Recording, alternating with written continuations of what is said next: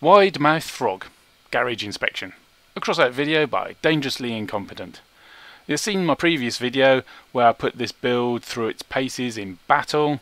In this video we're going to have a closer look at its interesting bits and see what makes it tick.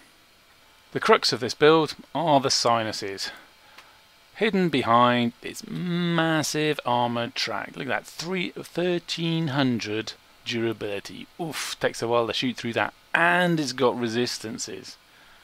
Great. Now you can just about see the sinuses behind there, in that gap there, which you can't block up, otherwise it blocks their fire. But you can see there's the one at the end, and it's just below, the barrel is just below the track, but the ones in the middle, they poke straight through that track, and that's how this build works. Poor physical models, and at some point those physical models will be fixed and you'll no longer be able to shoot through the armoured track, and this build won't work. Now you can see the one on the end quite clearly here, but I can't put anything else in the way because that's the leg movement arc goes through there, so I can't put anything there. Unless of course you shifted the legs out even further, but I don't want to do that. It's already really wide as it is.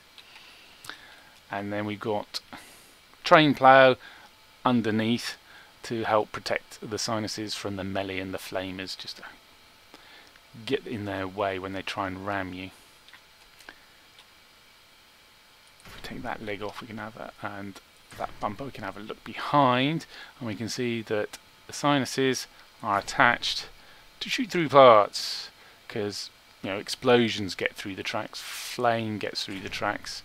So you want to keep those sinuses attached as long as possible, really, don't you? And that's it. That's the interesting bit. You can start watching the video now, I suppose. Yeah. Now the build I saw in battle, which made me make this, had millers here, because they also stick through. And then there's rapiers, also stick through, but they're only rare parts and they don't really do much. Not at this sort of power score. There's probably some others, but I haven't found them yet, or I haven't got them in stock to be able to test them yet. The Achilles heel of the WideMouthFrog build is its speed. It really is rather slow. For first off, it's limited by the armour track, which is limited to 60 km an hour. Even though it's not touching the ground, still limits your speed. But that doesn't really matter, because we've got the Bigrams with the max chassis speed of 45 km an hour. That's awfully slow. But you can lock the big round legs and start running around on those wheels, can't you, when you're trying to keep up with the rest of the team as it sprints down the flank, leaving you behind. And that would limit your speed to 75 km an hour if you are rolling on your wheels. But you can't do that because there's mechanical legs, which have a max chassis speed of 40 km an hour, although the step spider bumps that up by 10 km an hour. And that's its perk, and that's why I'm using the step spider, because I'm using the mechanical legs. Why am I using the mechanical legs? Because the Sinus can't shoot down, which, because I've mounted it upside down, means it can't shoot up. So I've tilted, when we're in walking mode, the whole build is tilted backwards so that I can shoot those pesky hoppers. See, I can shoot upwards. And those really pesky drones, so long as they're not too close, too nearby. And also, when you're at the bottom of the hill, on the level, and someone's on top of the hill, unless you can shoot up, you can't shoot them. You'd be shooting, if you could only shoot level, you'd be shooting down here, which is no good at all. Really limits your target solutions. So that's why it's so slow, because I've got mechanical legs, because I need to tip the whole build back so I can shoot upwards. Now you might think, oh, you should slap in an engine, right? Slap an engine in there, max cabin speed plus 17%. You'd bump yourself up by 5-7 kilometers an hour. No, you don't.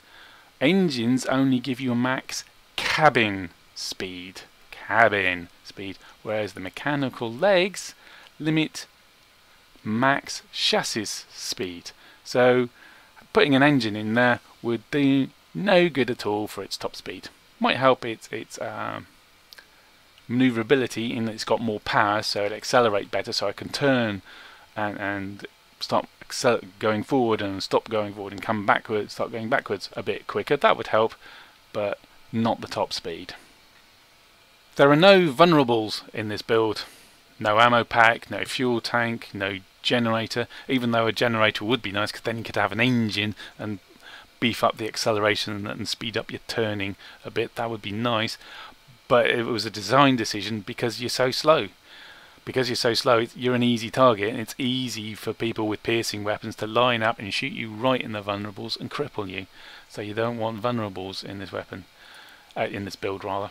And this big lump that's at the back and at the bottom that looks like it contains a vulnerable doesn't. It's just all structural parts with a few bumpers, because you can fit in melee builds can get in this gap here, and you wouldn't want them grinding through your structural parts really quickly, because then they get to the weapons, which would be bad. And this lump could probably be rebuilt because the connectivity isn't so good. And I've even left in a frame piece from when I tried having just 3 legs rather than 4, because mechanical leg is 20% reduction in power, which reduces your acceleration. So 3 legs would be better from maneuverability, and it is better for maneuverability until you lose a leg. Although they got lots of durability, they stick out a lot, and melee and flamey and short range will shoot them off, and then the rest of the build's dragging and your maneuverability is really bad. So I decided you're better off with 4 legs. Then you got a bit of redundancy. 1 leg shoots off, you can still get around more or less on the remaining 3. The WideMouthFrog build is a sideways build. The build's front is not the same as the cabin front. The cabin is mounted sideways. And if you've never met a sideways build before, there's a few things you need to be aware of. When you're going to the right, the cabin is facing forwards, and the game thinks you're going forwards. When the build is moving forwards, the game thinks you're moving sideways. Which means if you want to use your WSAD hacks, you really need to rejig your key bindings. To forwards to E, back to Q, strafe left to W, and strafe right to S. You'll also want to turn on reverse mode. Get that tick in there. Now that doesn't help you when the build is reversing, because when the build's reversing, the cabin's going sideways, so the game thinks you're going sideways. So if I want to turn right, I need to press the turn left button, and if I want to turn right, I need to turn the right button if you're going backwards. But it does help, the reverse mode does help when you're going to the left, because now the game thinks you're going backwards, and if I didn't have reverse mode, I'd be turning the wrong way now, as far as I'm concerned. That's it for this video. The day's warming up. It's time to stop using the GPU and generating all that extra heat. If you've got any comments or questions, I'd be pleased to answer them on my Discord server. Yeah, I could get an air conditioning unit, but for some reason they're really expensive and really hard to find right now. And besides, is it really worth it for a handful of days a year I'd use it? And then there's my electricity bill. Air conditioning units use quite a lot of energy.